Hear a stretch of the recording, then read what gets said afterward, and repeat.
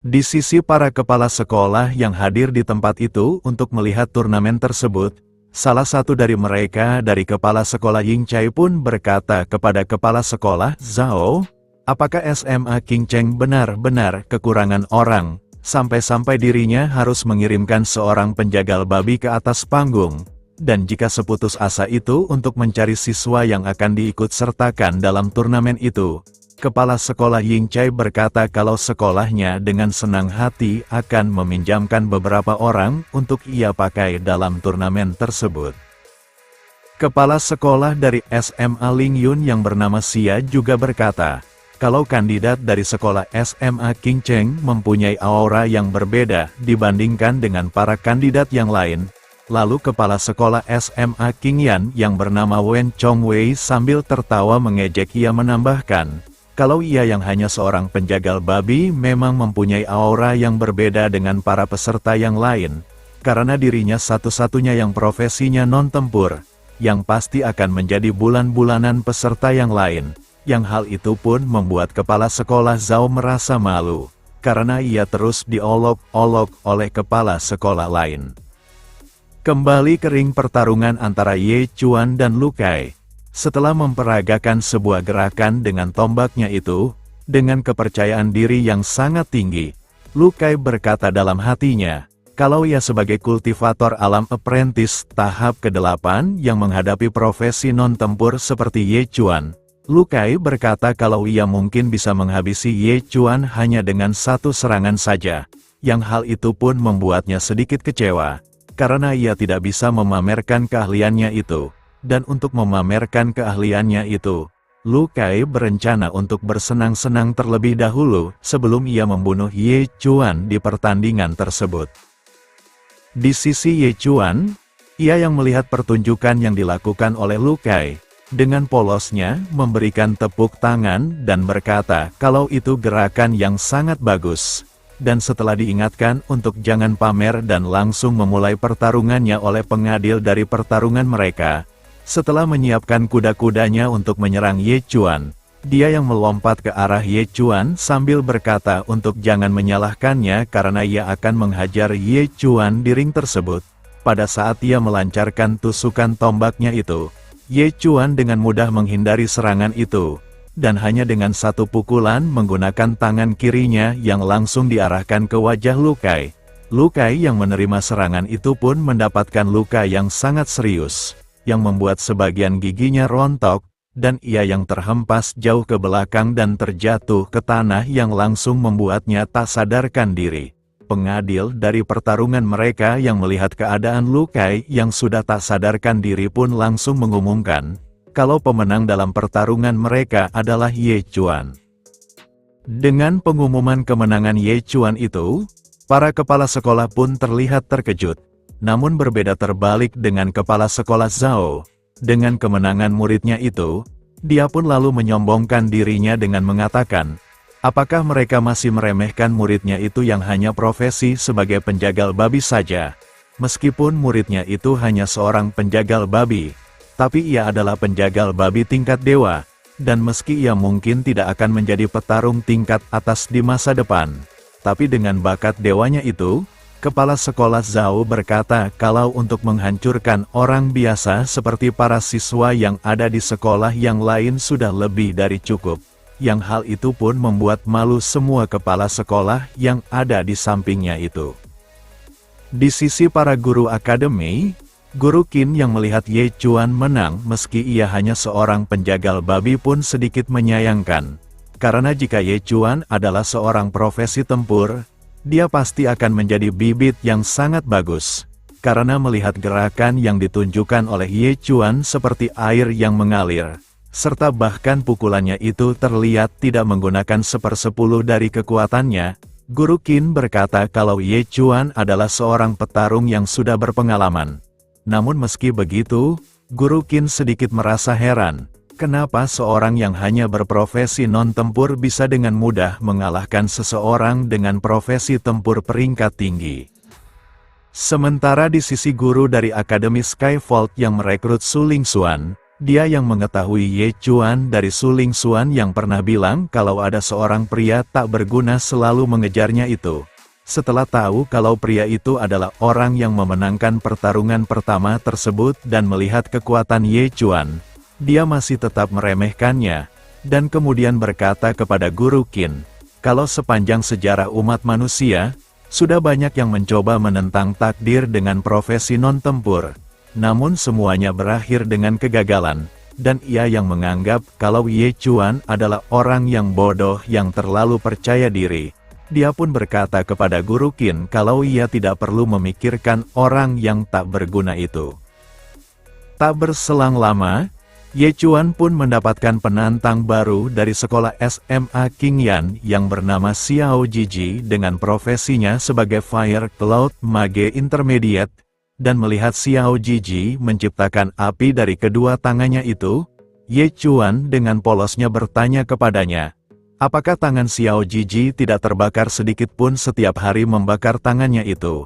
Dan ia yang marah pun dengan lantang berkata kepada Ye Chuan, kalau ia ingin tahu seberapa panasnya api tersebut, Xiao Jiji berkata kalau ia akan membakar Ye Chuan di pertarungannya itu. Di sisi kepala sekolah Wen Chongwei, dengan menyombongkan muridnya itu, ia berkata kepada kepala sekolah Zhao, kalau perjuangan muridnya itu akan segera berakhir, karena muridnya itu yang sudah menerobos alam apprentice tahap ke-9 hanya dalam 3 bulan saja. Muridnya itu akan mengalahkan murid dari kepala sekolah Zhao dengan sangat mudahnya. Dan melihat kejeniusan dari muridnya itu, kepala sekolah Wen Chongwei berkata, kalau muridnya itu tidak akan membutuhkan waktu yang lama untuk menerobos ke ranah Klimbing Pond Realm. Sambil mengambil segelas minuman yang ada di depannya, kepala sekolah Zhao berkata kepada kepala sekolah Wen Chongwei, kalau muridnya itu sudah berada di ranah Klimbing Pond Realm tahap ketiga, yang hal itu pun membuat kepala sekolah Wen Chongwei terlihat sangat terkejut. Dan pada saat ia berkata kepada kepala sekolah Zhao apakah ia sedang bercanda mengatakan hal itu kepada dirinya, tak berselang lama pengumuman pertarungan Ye Chuan dan Xiao Jiji pun diumumkan oleh pengadil pertarungan mereka. Kalau Ye Chuan dari SMA Qingcheng sudah berhasil menang dalam pertandingan tersebut, yang hal itu pun membuat kepala sekolah Wen Chongwei merasa terkejut serta juga bertanya-tanya, apakah Ye Chuan benar-benar murid yang baru yang membangkitkan profesinya di tahun tersebut? Di sisi Su Ling Xuan yang juga memenangkan pertarungannya itu, kepala sekolah Zhao yang melihat pencapaian yang diraih oleh para muridnya itu pun berkata, kalau situasinya berjalan terus seperti itu, dia beranggapan kalau setidaknya 2 dari 3 besar akan menjadi milik SMA Qingcheng. Dan di sisi Su Ling Xuan yang melihat Ye Chuan bisa menang melawan peserta yang lain, dia berkata kepada Ye Chuan kalau ia hanya beruntung saja, karena jika tidak ada peraturan kalau sesama sekolah yang sama bisa bertemu dalam pertarungan tersebut, jika dirinya bertarung dengan Ye Chuan, Su Ling Xuan berkata kalau ia sudah pasti dengan mudah mengalahkan Ye Chuan. Sementara di sisi para guru SMA, kepala sekolah Xia yang melihat kepala sekolah Zhao terlihat senang, dia pun memperingatinya untuk tidak senang terlebih dahulu. Karena selanjutnya adalah bagian muridnya yang akan menentang Su Ling Xuan, dan muridnya itu yang terlihat seperti seorang anak kecil. Dia yang naik ke atas ring pertandingan pun menyapa Su Ling Xuan dan dengan rendah diri meminta Su Ling Xuan untuk jangan terlalu keras kepadanya. Tapi Su Ling Xuan yang begitu sombong dan angkuh, ia berkata kepada gadis kecil itu untuk jangan sok akrab dengan dirinya. Karena tidak peduli lawannya itu anak kecil ataupun bukan. Su Ling Xuan berkata kalau dia akan menghabisi gadis kecil itu. Di sisi kepala sekolah Zhao yang melihat kalau lawan dari muridnya itu seorang gadis kecil, dia pun bertanya kepada kepala sekolah Xia, kenapa ia mengirim seorang gadis kecil untuk ikut turnamen tersebut, serta juga bertanya kembali, apakah gadis kecil itu sudah berada di usia 18 tahun? Dan setelah berkata kalau muridnya itu sudah mencapai batas usia untuk mengikuti turnamen tersebut, Kepala sekolah Xia yang terlihat bersemangat pun berkata kepada kepala sekolah Zhao untuk jangan meremehkan muridnya itu yang diketahui ia bernama Lu Wan-er. Karena ia anggap kalau Lu Wan-er itu adalah salah satu unggulan dari sekolahnya mereka. Setelah aba-aba pertandingan mereka sudah dimulai, dengan profesinya yang sebagai legendaris Snow Soul Sword Immortal, Su Lingxuan dengan cepat bergerak dan melancarkan serangan tebasannya, yang hal itu pun membuat baju dan pita yang gadis kecil itu kenakan tercabik-cabik. Dan Su Lingxuan yang mengira kalau dengan serangannya itu ia sudah bisa mengalahkan gadis kecil tersebut. Dan hal yang sama pun dirasakan oleh kepala sekolah Zhao yang berkata kepada kepala sekolah Xia, kalau muridnya itu terlalu lemah dan langsung kalah hanya dengan satu serangan saja.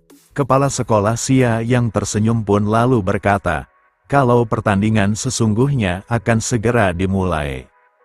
Di sisi pertarungan Su Lingxuan dan Lu Wan-er, Su Lingxuan terlihat terkejut dengan perubahan Lu Wan-er, karena ia yang merasa kalau pertandingan itu akan ia menangkan dengan sangat mudah.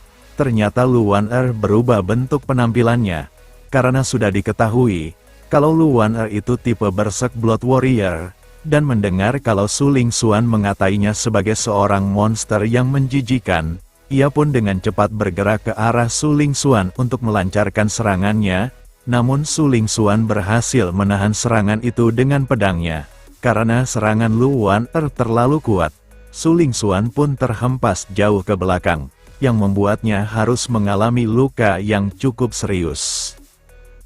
Belum selesai dari itu, Lu Wan-er kemudian melompat ke arah Su Lingxuan untuk melancarkan serangan lanjutannya. Namun Su Lingxuan masih bisa menghindari serangan tersebut. Tetapi karena serangan Lu Wan-er sangatlah kuat, Su Lingxuan yang melihat kerusakan dari serangan Lu Wan-er pun mulai terlihat ketakutan. Karena jika serangan itu langsung mengenainya, Su Lingxuan berkata kalau dia pasti akan mati dengan serangan tersebut. Pada saat Lu Wan-er mengangkat bongkahan bebatuan akibat serangan sebelumnya itu, Su Lingxuan yang tak mau berdiam diri pun lalu mencoba melawannya dan berhasil menghancurkan bebatuan itu. Dan dengan skill Snow Phantom yang bisa menciptakan dua kloningan dari es, dua kloningan itu pun langsung bergerak untuk menyerang Lu Wan-er. Tetapi, pada saat salah satu kloningan itu menyerangnya, Lu Wan-er yang dengan mudah menghindari serangan itu pun lalu mencoba menyerang balik, dan hanya dengan satu tinjuannya, Lu Wan-er bisa menghancurkan kloningan dari skill Su Lingxuan tersebut.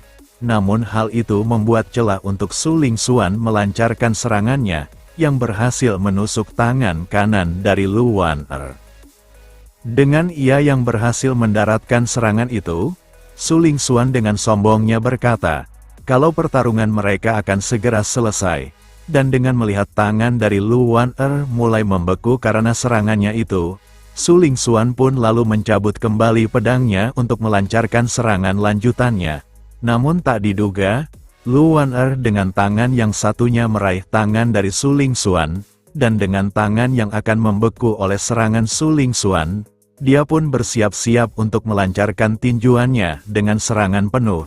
Yang hal itu pun membuat Su Lingxuan merasa panik, karena serangannya itu tidak berefek sama sekali kepada Lu Wan-er. Karena tak sepengetahuan Su Lingxuan, dengan panasnya dari tipe Berserk, Lu Wan-er bisa menetralkan dingin dari serangan Su Lingxuan, dan dengan tinjuannya itu yang tepat mengenai wajah dari Su Lingxuan, hal itu pun membuat kepala sekolah Xia terlihat senang. Namun berbeda terbalik dengan kepala sekolah Zhao yang mulai merasa panik, dan sementara di sisi Su Lingxuan yang mencoba meminta maaf kepada Lu Wan-er, dia yang melihat ke arah Ye Chuan pun mencoba untuk meminta tolong. Namun Ye Chuan malah bertepuk tangan karena ia anggap, kalau pukulan dari Lu Wan-er benar-benar sangatlah keren. Next. Kita lanjut di part selanjutnya. Terima kasih.